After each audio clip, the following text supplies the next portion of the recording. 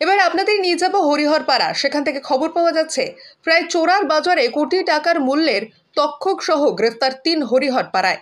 গোপন সূত্রে খবর পেয়ে মঙ্গলবার মুর্শিদাবাদের হরিহরপাড়া থানার চোয়া বাজার এলাকায় অভিযান চালায় হরিহরপাড়া থানার পুলিশ। ওই এলাকায় অভিযান চালিয়ে সন্দেহভাজন 3 জনকে দাঁড় করিয়ে তাদের কাছে তল্লাশি চালিয়ে উদ্ধার হয় চোরা বাজারের মূল্য প্রায় 1 কোটি টাকার একটি তক্ষক। তারপরে ওই 3 ব্যক্তিকে গ্রেফতার করে পুলিশ। পুলিশ সূত্রে জানা যায় ধৃত ব্যক্তিদের নাম সুজাউদ্দিন শেখ, ফিরোজ আহমেদ। এদের দুজনের বাড়ি বেলডাঙ্গা থানা এলাকায়। প্রদীপ ঘোষের বাড়ি হরিহরপাড়ার চোয়া এলাকায়। জানা যায় এদের সঙ্গে দেশের বাইরেও একটি তক্ষক কেনাবেচার এবং টাকা লেনদেন যুক্ত আছে বলে পুলিশের প্রাথমিক অনুমান। ধৃত ব্যক্তিদের আজ বিচারের কাছে 7 দিনের পুলিশ হেফাজতের আবেদন জানিয়ে বহরমপুর জেলা জজ আদালতে হয়।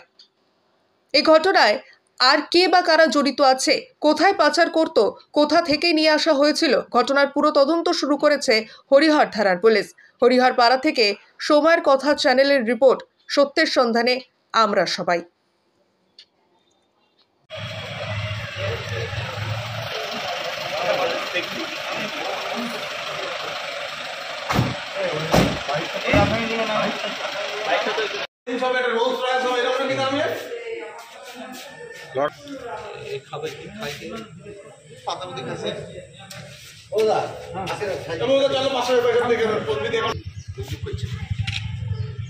ঠিক আছে না ওই যে